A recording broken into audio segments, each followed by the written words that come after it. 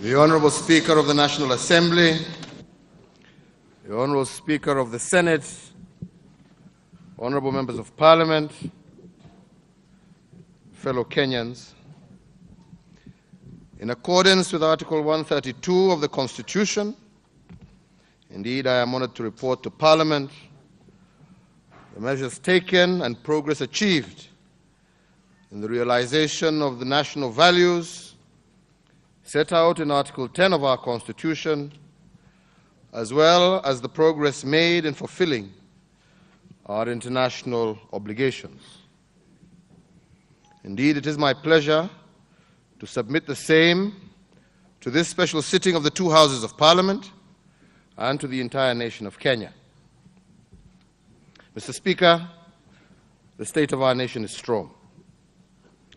We remain a country striving and ambitious, taking on our pressing challenges and not avoiding them.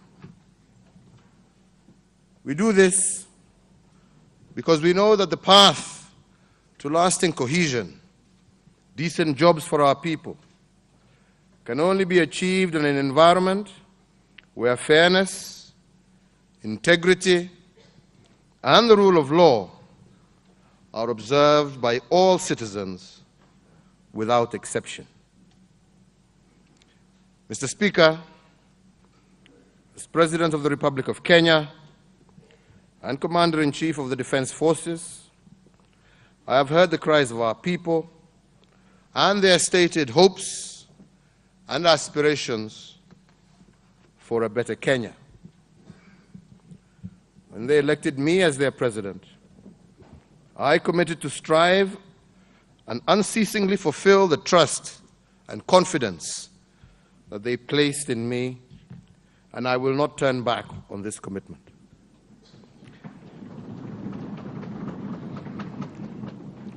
I am well aware that the task ahead of us, no doubt, is enormous. But there can be no turning back in our quest to transform our national economy to become truly an engine for creating jobs and opportunities for Kenyans.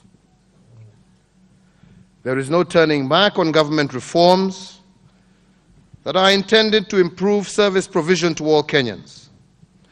And there is no turning back on fighting all enemies of Kenya, foreign or domestic, so as to secure and to ensure that Kenyans and their property are safe. Mr. Speakers, there is no turning back on the obligations we have made in the Big Four agenda to environmental sustainability, to intergenerational equity, and to upholding a strong rule-based international system. There will be no turning back on the Building Bridges initiative that assures inclusion,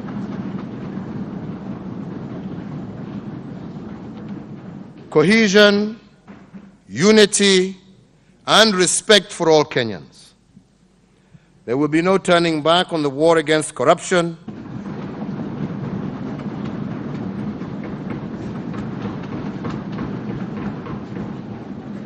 as it is a just war and a war to prevent misuse of public resources for selfish interests by those who have been entrusted to manage them. We are not turning back because we are determined to gift our children a better Kenya than the one we inherited. A prosperous Kenya where the respect for the rule of law and integrity are accepted norms. Mr. Speaker, following the country's first general election under the new constitution, I took the oath of office as the first president elected under the new legal order. My first term laid the foundation for a better Kenya by building on the promise and aspirations of the new constitution as articulated under Article 10, and therefore set the stage to propel our country to greater security, health, unity, prosperity, equity, and justice. The national values and principles of governance epitomize the vision that Kenyans have for their nation. The 43 words are the promise we have made to ourselves and the generations to come. As we reflect on these values, let us ask ourselves as leaders in the public, as well as the private sectors, and indeed as well as ordinary Kenyans, how much we are paying heed to these values and principles in our own personal conduct. Across the length and breadth of this great nation, ordinary Kenyans continue to do extraordinary things that show that the flame of our national spirit burns brighter than ever before. Our men and women in various disciplines keep the flag of Kenya flying high at international events, bringing glory to our nation. In this regard, amongst many, the nation salutes Eliud Kipchoge and his compatriots who have continued to make our national anthem echo around capitals of the world. We are proud of our Peter Tabichi, who was recently voted the best teacher in the world, and he has demonstrated our aspiration and potential to deliver world-class educational standards. Our entrepreneurs and business leaders are driving forward our economy, which I am proud to say remains one of the largest and most vibrant on this continent.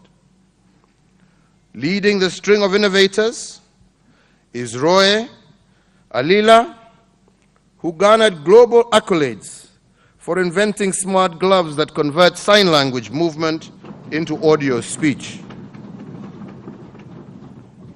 Mr. Speakers, these Kenyans remind us what we could achieve if we remain true to our national values.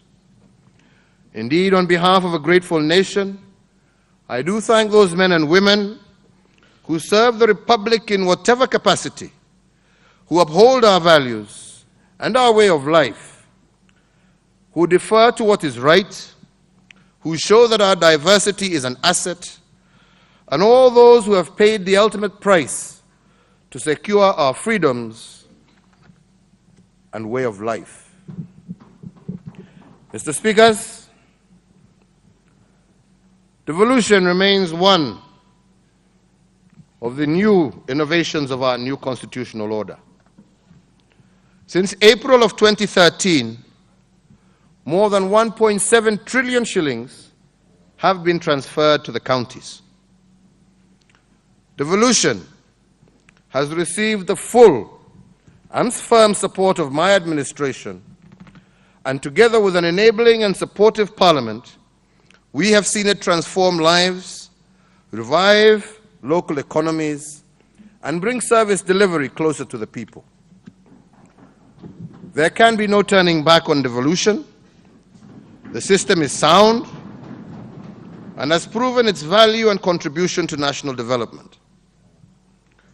However, I do believe that its potential and value will be greatly enhanced by focus on service delivery, prioritizing development expenditure, unwavering commitment to integrity and anti-corruption, and strict commitment to value for money in procurement.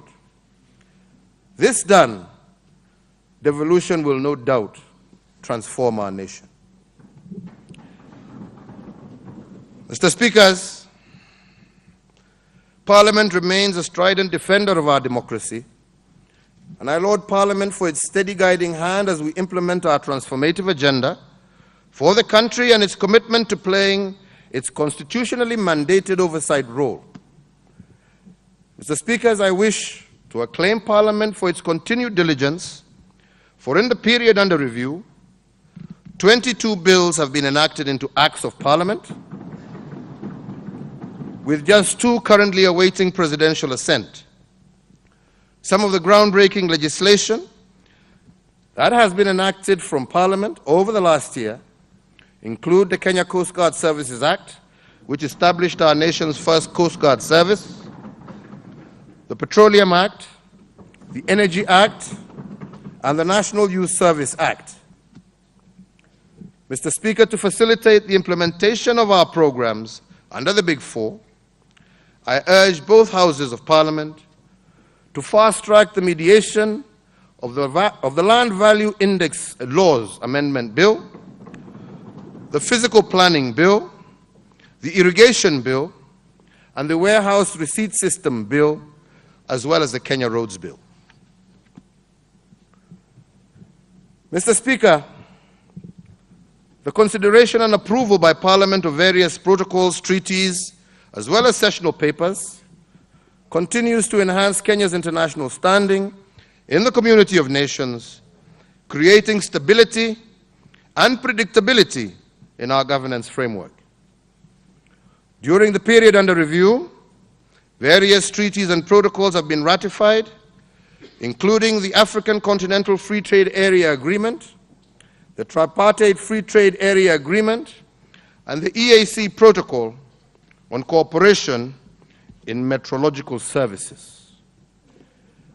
I am pleased to note that Parliament has also approved the National Housing Policy and the National Policy on Climate Financing, and two sessional papers that will have tangible benefits on the day-to-day lives of Kenyans, and I look forward to continued positive engagement with Parliament in the quest for a better Kenya.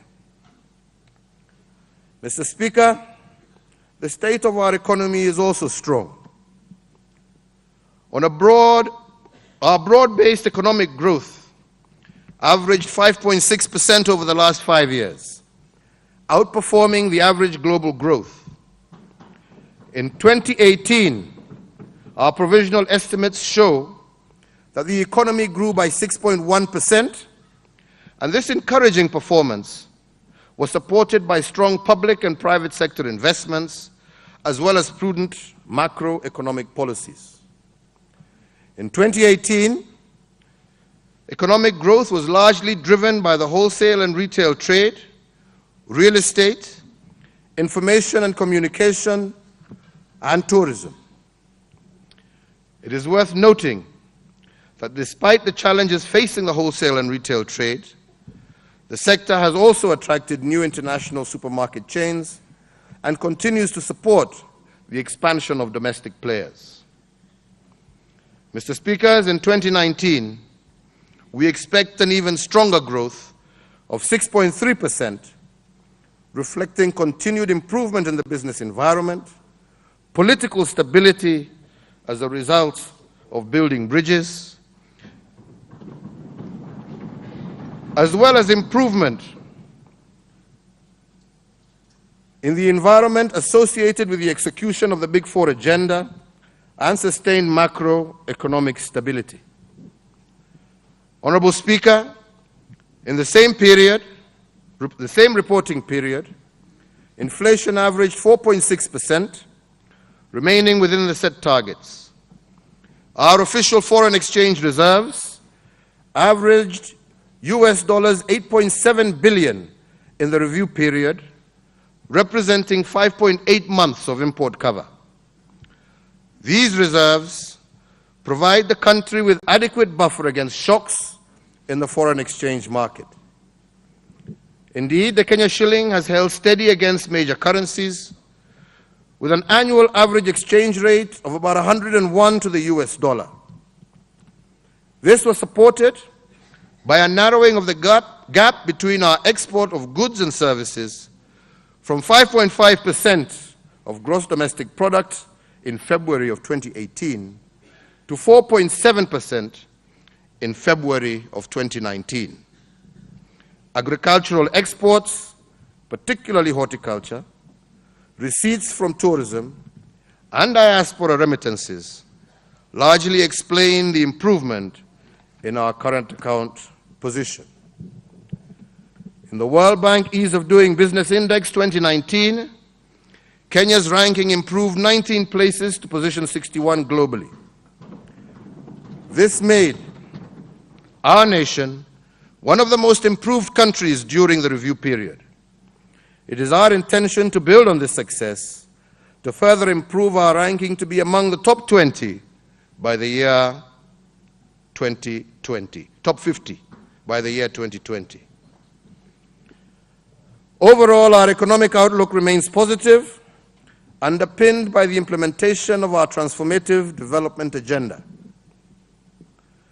Mr. Speakers, we remain true to our long-term strategy, the Kenya Vision 2030.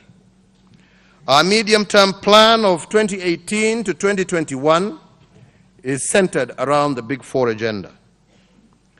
During this period, we expect the economy to grow at an annual average rate of 6.6%. And our focus is on social economic interventions in critical sectors that we believe will enhance the quality of life for all Kenyans in ways that are tangible and measurable. In manufacturing,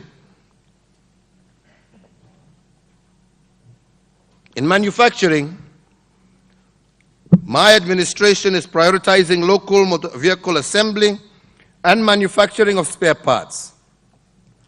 This initiative has witnessed Peugeot and Volkswagen assembly lines set up in Kenya. Since their revival, the two companies have jointly assembled 627 motor vehicles, and by the end of 2019, they will have assembled at least 1,500 vehicles, and this is a positive beginning for a sector that is expected to rapidly expand and make Kenya the regional motor vehicle assembly hub. This will create various opportunities for our people, particularly for our youth. Our program on universal health coverage is expected to ensure a healthier nation as the basis for social economic development. And in this regard, we have successfully rolled out the pilot phase of the program in the counties of Isiolo, Machakos, Nyeri, and Kisumu. The program has witnessed enhanced access to essential health services with an average increase across the pilot counties of 39% reported. We are on course for the full rollout of the universal health coverage in the year 2019-2020 in the remaining 43 counties. Honorable members, agriculture is the largest employer in the economy, accounting for 60% of total employment. In recognition of its central role, my administration earmarked the sector as a key pillar of the Big Four as we seek to ensure food security and nutrition for all Kenyans. Our reforms are aimed at being farmer-centric and are focused on reducing the cost of food, increasing agricultural value addition, and offering incentives for farming. To enhance food production at household level over the last year, we have constructed 4,400 water pans under the household irrigation water projects. The pans will store 6 million cubic meters of water, placing an additional 6,000 acres under irrigation. To address the perennial challenges in the sugar and maize subsectors, my administration commits to decisively act on the recommendations of the two sectoral task forces that are slated to report their findings later this month. I expect that the teams will propose bold and transformative interventions to revive and substantially grow in a sustainable way these important subsectors. Additionally, my administration has prioritized reforms in the coffee subsector and implemented numerous interventions emanating from the recommendations of the Coffee Task Force. These include the ambitious rehabilitation of 500 pulping stations in 31 coffee-growing counties. Mr. Speaker, with a view to comprehensively resolve the problem of undue delays in the payment cycle, we have also set up a 3 billion Cherry Advance Revolving Fund to be operational from July 1, 2019. Consequently, all coffee farmers across the country will be able to access the Cherry Advance at a modest interest rate of 3%.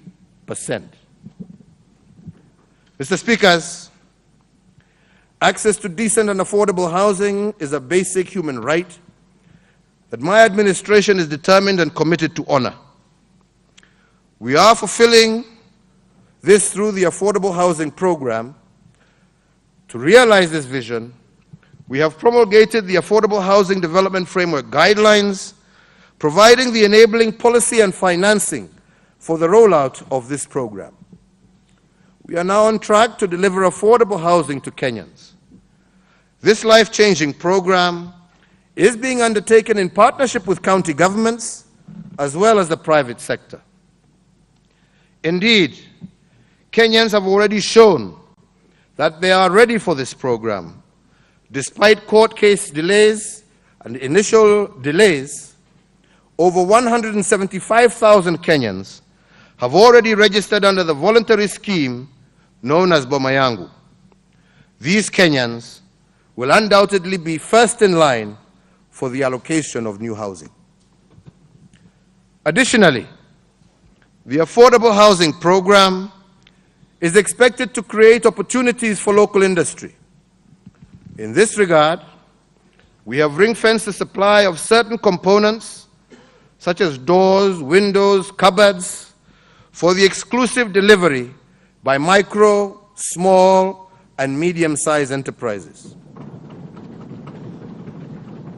This will not only put money in the pockets of our local artisans, but also support the formalization of this industry. The delivery of the Big Four is on course, and we expect the private sector to take advantage of the policies and incentives in place and turn the four priority areas into mighty engines of wealth and job creation. Honorable Speakers, the realization of the Big Four is dependent on critical enablers, including energy, transport, education, water, information and communication, and technology. To provide reliable and cost-effective electricity that meets current and future demand, we have put in place measures to accelerate the development of the entire power generation, electricity transmission, and supply infrastructure. This will also support the realization of universal access to electricity by the year 2022.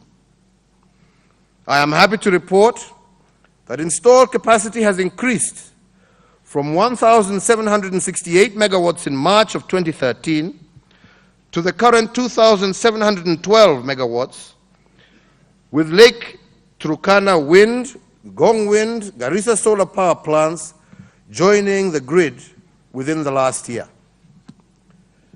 In collaboration with development partners, we have made tremendous gains in scaling up connectivity over the last 6 years, with the number of electricity connections rising from 2.2 million in March of 2013 to 7.1 million as at March of 2019. The tangible impact on the lives and livelihoods of our people associated with the increased electricity connectivity cannot be gainsaid. With respect to road infrastructure, our agencies continue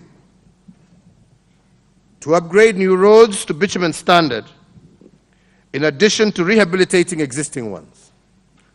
Notable road projects completed in the last year are the 9-kilometer Dongokundu Miritini Mwache Road, the 47-kilometer Kisumu Kakamega Road, the 38-kilometer Chebilat Ikonge Chabara Road, the 35-kilometer Ojoro Rock Dondori Road, the 80-kilometer Kamatira Cheptongei Road in West Pokot, and the 38-kilometer Kisima Kibirishia Kina Roiro Road in Meru County. Within our capital city, we continue to rehabilitate major arteries, including Gong Road Phase 1, Githurai Kimbo Road Phase 2, Wayaki Red Hill Road, amongst others. Our intention is to position Nairobi to join the League of First World Cities. These interventions have facilitated faster and cheaper movement of goods and persons, connecting our people.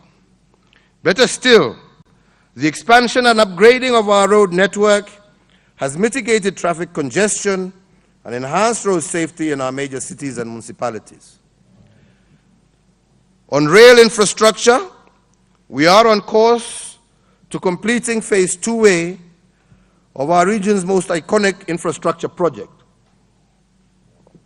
the standard gauge railway line from Nairobi to Naivasha, which is now at about 90% complete.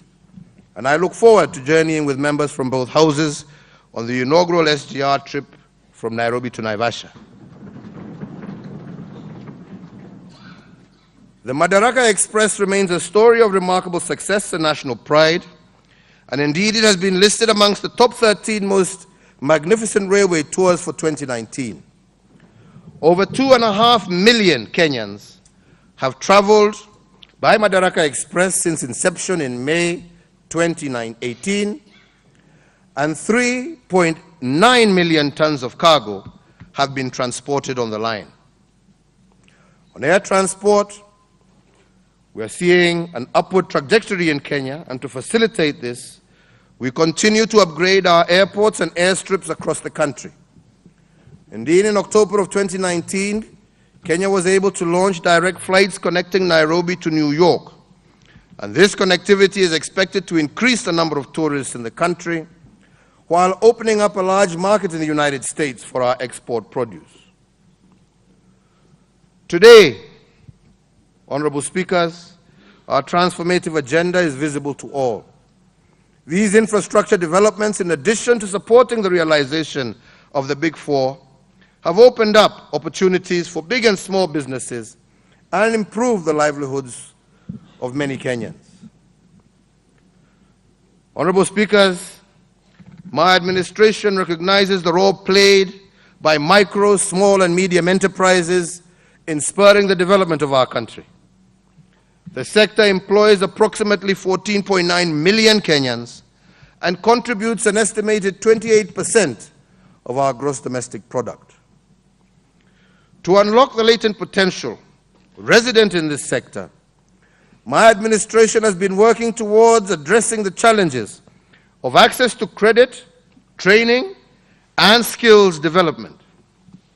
In this regard, we will be launching an SME credit guarantee scheme in a few weeks aimed at deepening their access to credit without being subjected to complex application procedures and collateral requirements. These interventions are critical to production of competitive goods and services for the domestic, regional, as well as global markets.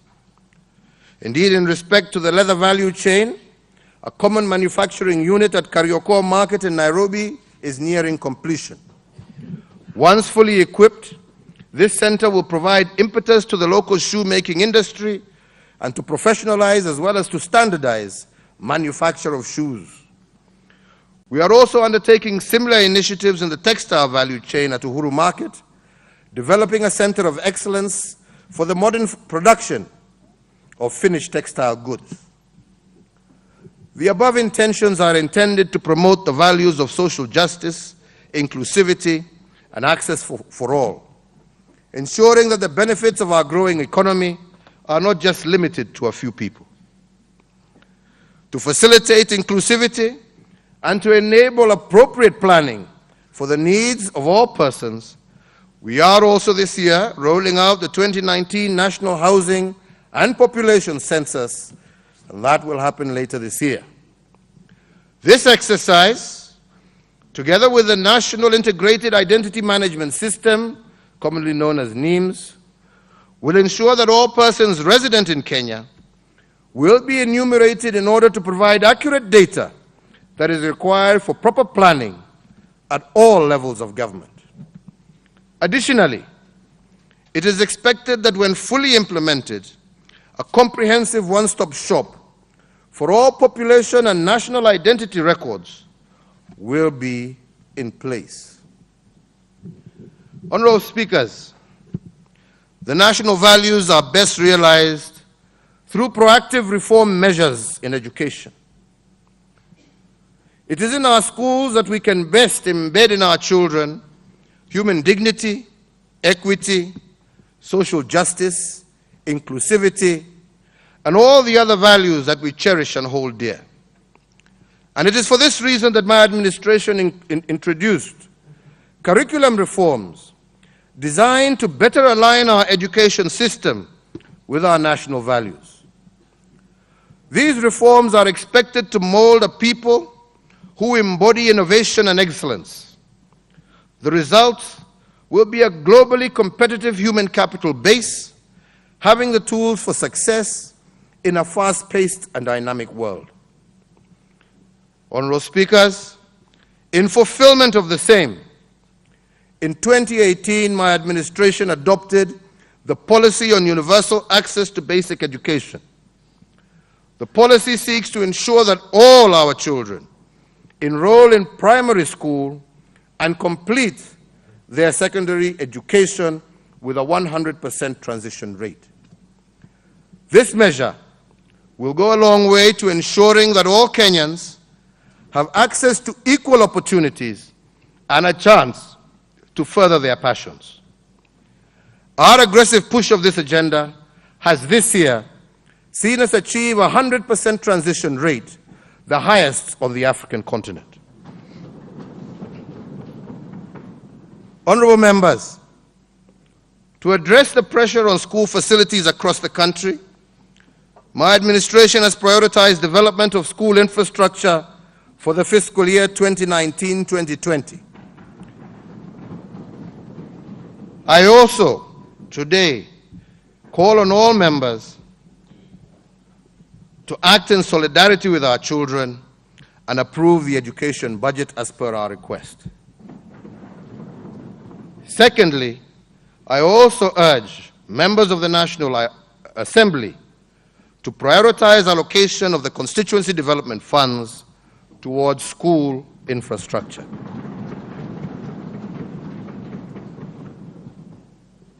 Mr. Speaker, there is no turning back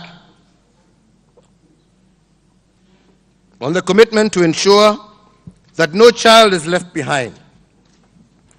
As part of the tertiary education reforms, my administration has implemented a rejuvenation of the vocational training institutions to build on the skills needed to contribute to nation building, and in particular the manufacturing pillar of the Big Four.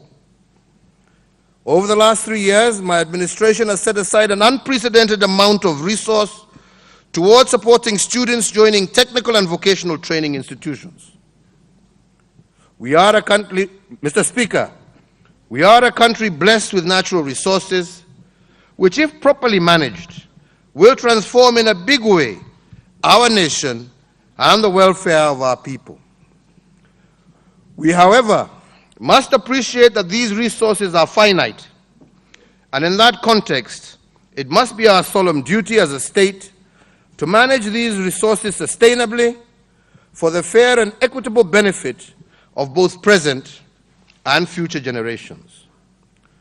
Mindful of this duty, my administration has developed and will be presenting before this session of Parliament the Sovereign Wealth Fund Bill.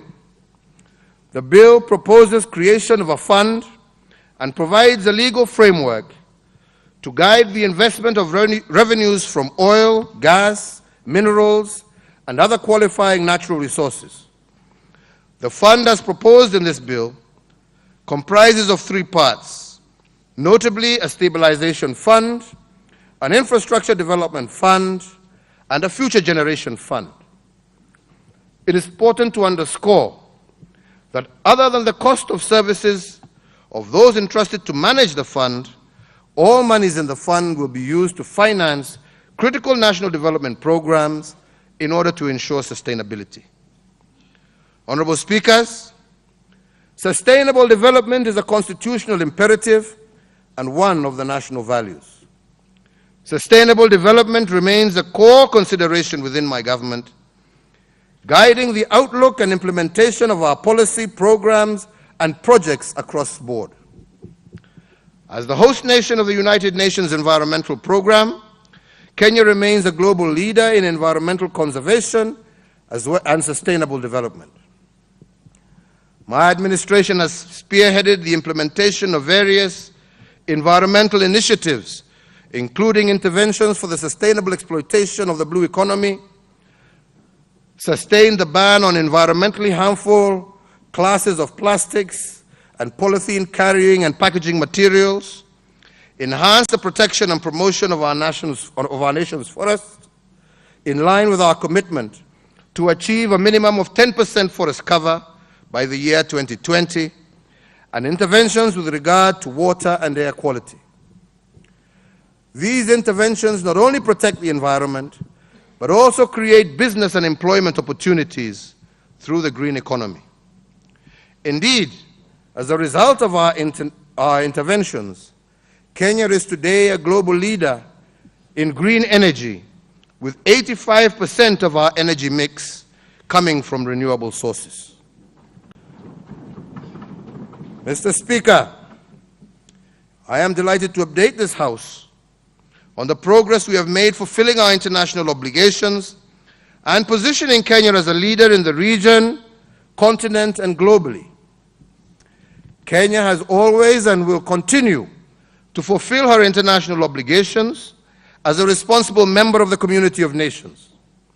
We do so conscious of the fact that fidelity to international law and commitment to our international obligations is critical to the structured management of international and diplomatic relations, and will promote our pursuit of common interests with other states. Kenya is a party to over 280 multilateral treaties, and in the past 1 year, we have ratified 3 multilateral treaties. These instruments will enhance market access for Kenyan products in Africa, share critical information, and generate wealth and jobs for Kenyans. My government continues to lobby for and to participate in senior positions within various international organizations. Honorable Speakers, Kenya's election to the AU Peace and Security Council in 2019 and our strategic decision to vie for a non-permanent seat in the United Nations Security Council for the period 21 to 2022 are geared towards affirming Kenya's historic pride as a leader in regional peace and security. During the period under review, Kenya has invested in robust diplomatic engagements at a bilateral and multilateral level in furtherance of our strategic national interests. These include engagements within and with regional partners such as Ethiopia, Namibia, and Uganda, and globally with the United States of America, Canada, France, China, and the United Kingdom, among other peer jurisdictions. Building a better Kenya, honorable speakers, is ultimately the desire of every Kenyan. But we must be alive to the reality that this noble goal cannot be achieved if we are operating in disharmony. Every one of us, honorable members, must appreciate the importance of unity and cohesion in this pursuit.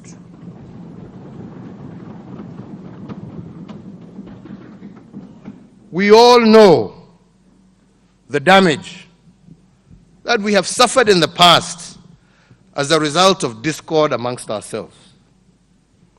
Indeed, it has been and it remains an urgent agenda of mine to bring harmony, unity, and civility to the political landscape and discourse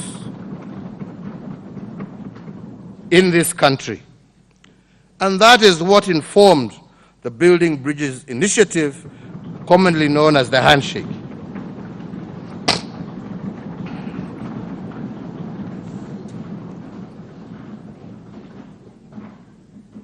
Honorable speakers, in all our cultures, a handshake is an expression of goodwill, friendship, trust, and reconciliation. It is synonymous with peace. Indeed, our handshake has been followed by millions of handshakes across the length and breadth of the Republic. Many leaders across the country and at every level of government have opted for a renewed politics of unity. And this has given Kenya a new and stable platform upon which we can rise above individual and sectarian interests, religious divide,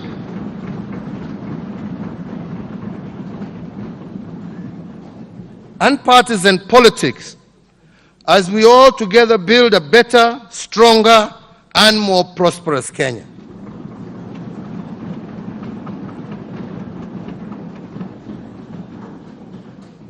We know very well that we were successful in securing our independence because as a people we were united. Unity was our key weapon. Therefore, honorable members, we cannot and we are not turning back on uniting the country.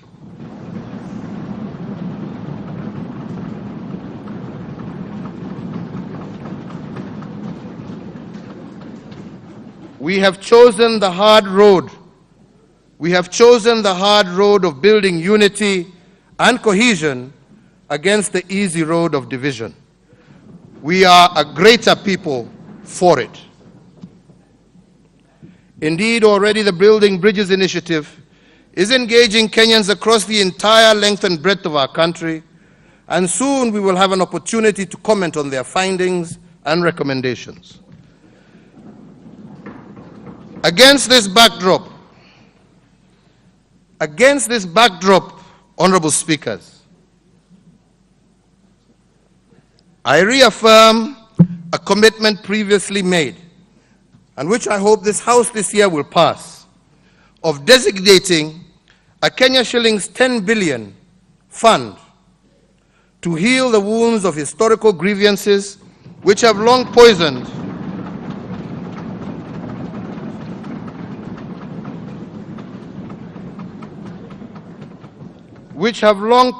our politics and strained communal relations. With Parliament's help and through the affected communities, we will be applying the fund towards establishing symbols of hope across the country through construction of heritage sites, community information centers. And these will remind us and our future generations of the journey taken towards reconciliation and healing.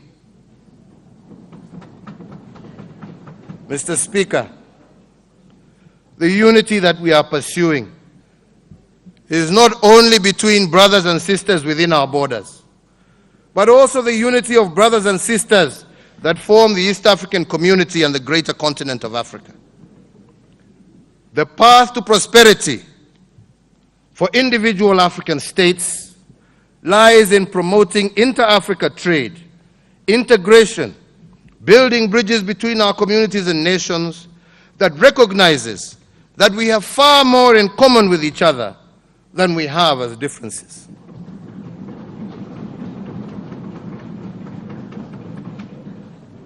Honorable Speaker, only recently in Mombasa, His Excellency Yoweri Kaguta Museveni, the President of Uganda, recently remarked that the integration of Africa is centered on three issues: prosperity, security, and fraternity. When we talk about integration, we are talking about prosperity of families of Africa. We are talking about the prosperity of business groups in Africa and creating space for shared prosperity. Honorable Speakers, Kenya's prosperity, security, and fraternity lies in even closer unity with our partners in the EAC at the first level, and thereafter wider regional and continental alignments. My administration remains committed to maximizing the benefits for Kenya by mutually deepening economic and eventual political integration of the East African community. In line with the spirit of Pan-Africanism, I also wish to extend our gratitude to the African Union for appointing one of our own to spearhead infrastructural connectivity across the continent. This is key. This is key to actualizing the shared prosperity of the African people through promoting trade between our brothers and sisters and further strengthening our bond of unity in this great continent. Honorable speakers, turning to security, I am proud to say that the state of our national security is also equally strong. As an island of peace in a conflict-prone and fragile region, Kenya nevertheless faces challenges from transnational crimes such as money laundering, terrorism financing, smuggling of narcotics, human trafficking, and the trade in illicit small arms and light weapons. In the past year, our country continued to strengthen its alliances and partnerships for security. The skills and capabilities of our defense, security, and intelligence services have grown in leaps and bounds. And as a country, we are much better prepared to address the threats to our national security. Today, we honor the brave men and women who have paid the ultimate price for our security. We thank the individual Kenyans who are willing to speak up bravely against radicalization and criminality, and for standing up to serve their fellow Kenyans. And we announce again to our enemies in the world that Kenya as a nation cannot be stopped by their plots and evils. Our will to greatness, to cohesion and unity, to development and prosperity, and to peace and security will never be turned back or aside. Our practical efforts reflect these spirits. Our response to external and transnational security threats has been determined reforms to our immigration system's integrity and the strengthening of our border security and management. Our border points are better managed, and the establishment and continued expansion of the new Border Police Unit is deterring, detecting, and disrupting threats to our security. We have effectively adopted today a follow-the-money approach to investigations and prosecutions that will continue to be strengthened and applied across the range of serious crimes, including economic ones. We have seized and destroyed confiscated narcotics while continuing to interdict smuggled contraband and counterfeit products. Indeed, the brave men and women of the Kenya Defense Forces stand tall, protecting the homeland from external threats. They also serve in foreign lands as part of a global commitment to promoting and protecting peace and security. Within our borders, our law enforcement agencies and security officers are constantly detecting, deterring, dismantling, and destroying threats to the people and the state. They sacrifice selflessly so that Kenyans can live in safety and freedom. My administration has continued to encourage participation of our people in promoting national security and in protecting communities. Over 15,000 Nyumba Kumi clusters have already been established across the country. The unique national innovation of county action plans to prevent and counter violent extremism are also being rolled out across the country. Kenya is a country that believes in giving second chances. To those who are genuinely seeking to return to a path of legal conduct and to embrace our constitutional values. And in this regard, we are undertaking initiatives to disengage, rehabilitate, and reintegrate returnees who have been members of listed terrorist groups. We will continue to press the war against terrorist groups and networks, as well as their facilitators. But key to this is continuing to strengthen our legal tools against these groups so that they are unable to take advantage of our democracy and our open society to hide in plain sight while planning to perpetrate their crimes against our people. Our nation will not turn back from the path of democracy and the rule of law because of the actions of a few criminals.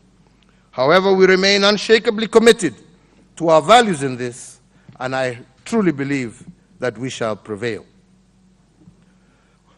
Honorable Speaker, in recognition of the fact that our law enforcement agencies, and in order for them to effectively discharge their duties, they need to be empowered and appropriately capacitated.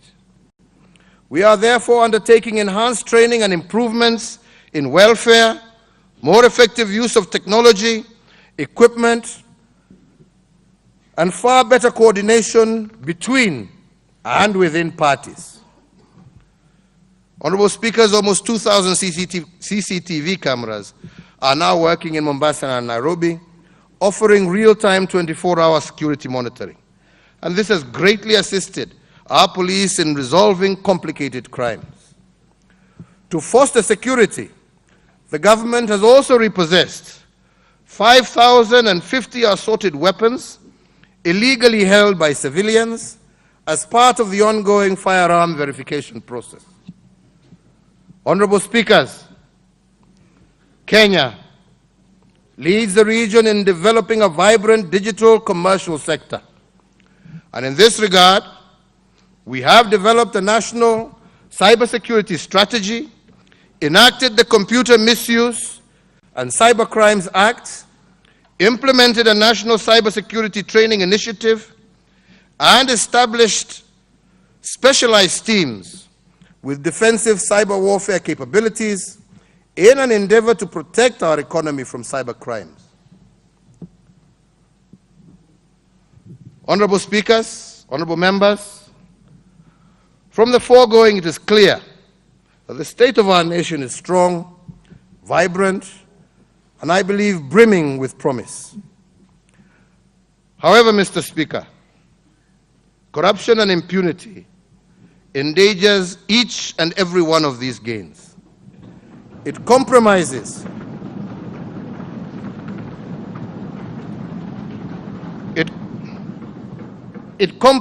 on the promise of devolution, our economic growth targets, the realization of the Big Four. It compromises access to education. It compromises our security, human dignity, and the rule of law, and by extension, the very existence of our republic.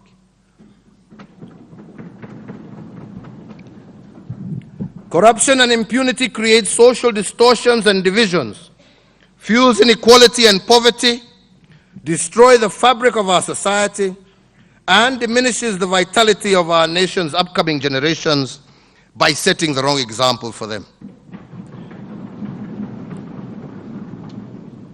As I said earlier, there is no community, no religion, no moral code in Kenya that endorses stealing and abusing positions of responsibility. Africans, no matter their heritage or where they are in this continent, have ethical and moral principles as core to their cultures. The magnitude of the war against corruption we are fighting today is unprecedented, and it is taking place within our core institutions, Parliament, the executive, the judiciary, county governments, and also in our religious institutions, as well as private sector and professional bodies. While past administrations made attempts to deal with the challenge, the problem remained enormous and required more determined focus.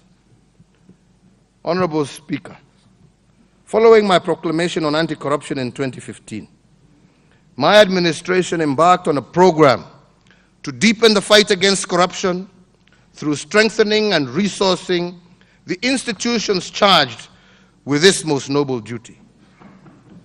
Since then, honorable speakers, we continue to witness the highest levels of engagement and action on this previously taboo subject.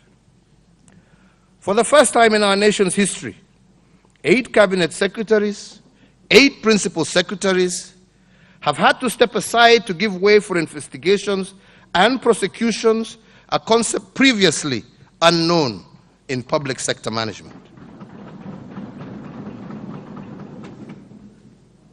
Honorable speakers, 7 current and former governors and over 30 chief executive officers of state corporations are under active investigation or prosecution for various corruption-related offenses.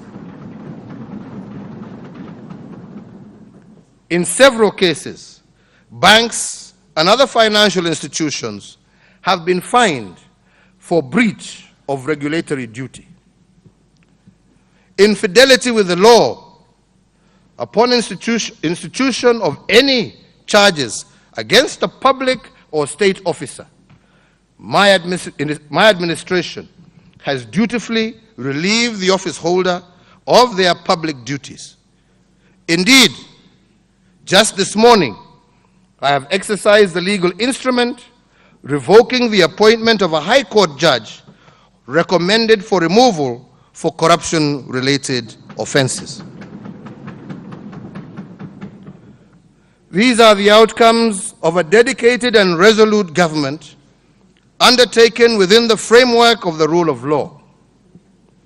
Therefore, honorable members, to safeguard these outcomes, those institutions charged with this responsibility need to be strengthened, not weakened.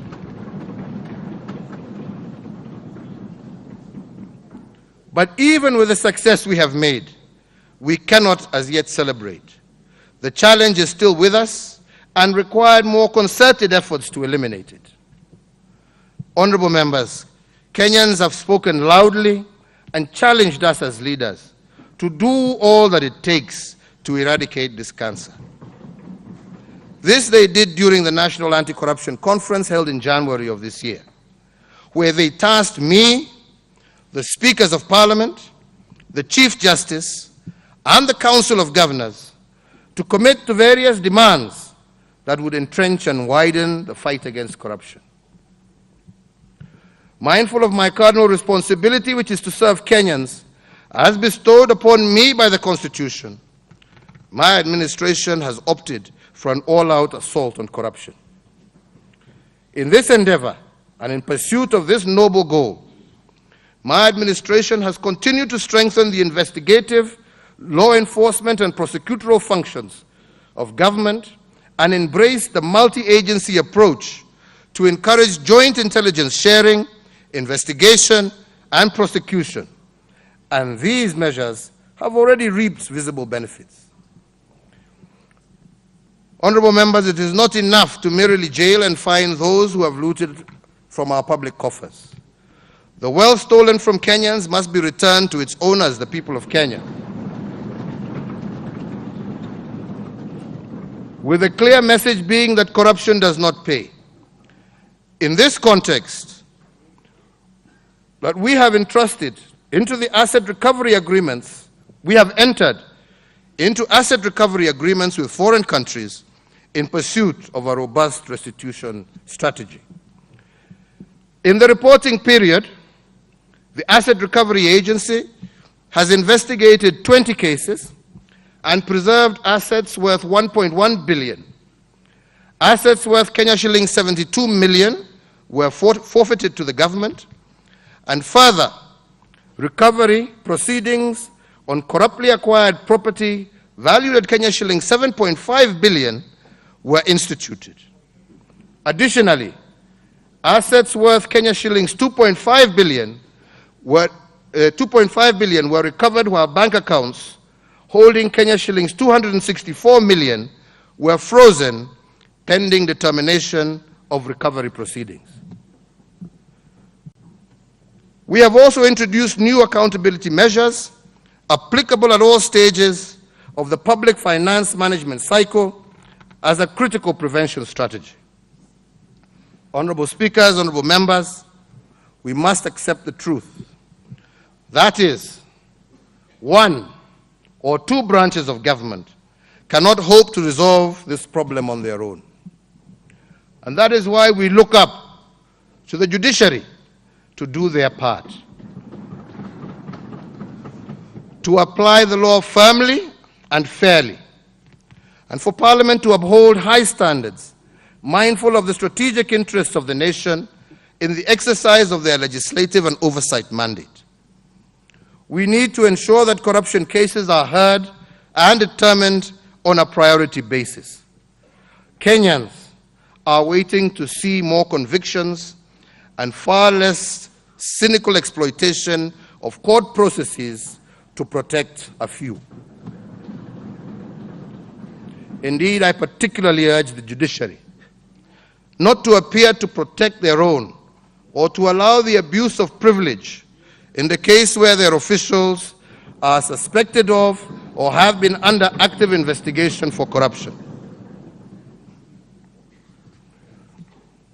In saying this, Honorable Chief Justice, I do not, for 1 minute, presume to direct the judiciary or Parliament. That is certainly not my constitutional place.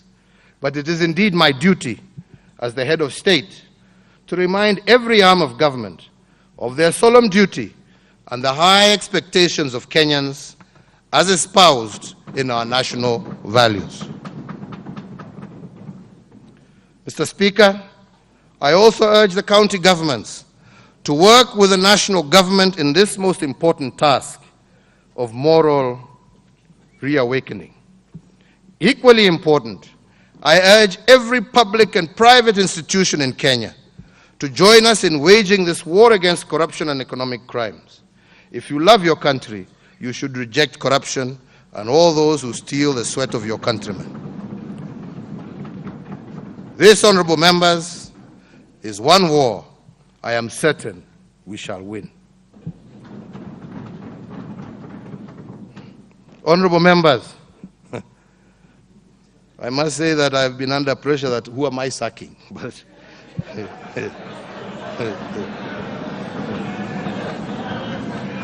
no.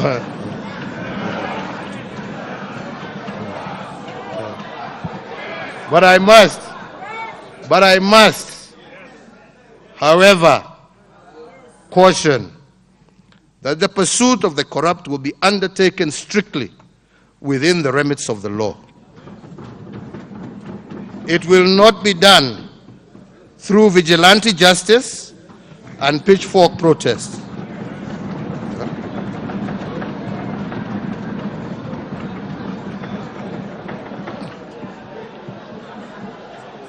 Though media narratives rally our resolve as they should, our actions will not be based on condemnation before one has been heard.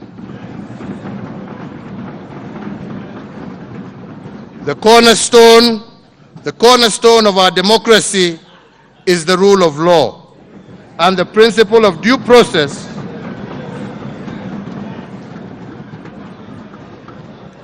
And the principle of due process is a critical anchor of that principle. We must aspire abidingly to this ideal and ensure that we do not pursue justice in one area through injustice in another.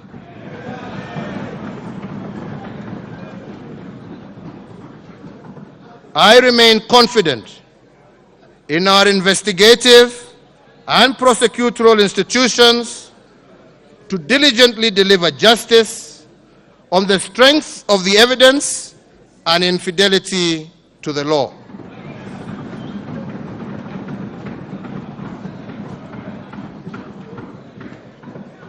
Mr. Speaker, honorable members, as I have said and done before, I once again undertake that anyone whose case goes before court will be removed from government, and any individual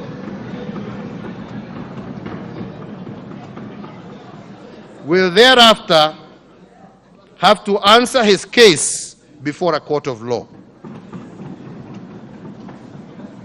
Once again, Mr. Speaker, I wish to emphasize our place in history and the national endeavor to strengthen rather than weaken our investigating and prosecuting agencies. Therefore, Mr. Speaker, in conclusion, honorable speakers, I have spoken at length on what we have achieved in pursuit of our development agenda and the challenges that we still need to confront so as to realize the better Kenya we all desire. But I must once again make it clear that we must work together, friends. The executive, the judiciary, parliament, citizens, if we are to deal effectively with the challenges standing in our way. And I count on all of you and on all Kenyans as we move ahead with this struggle. There will be no turning back.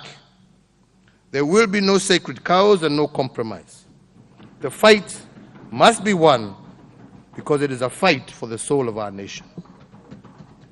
The values of integrity, hard work, and sacrifice must be reinstated and held dear in the eyes of our children, and I intend to be the president that delivers that future.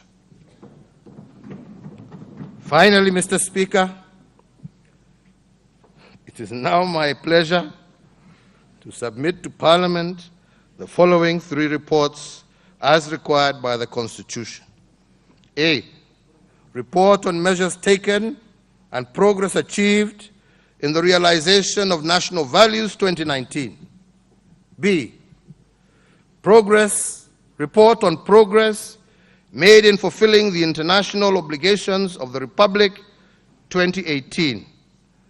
And C, report on the state of security of Kenya 2018. Mungu na wabariki na walinde. Asante.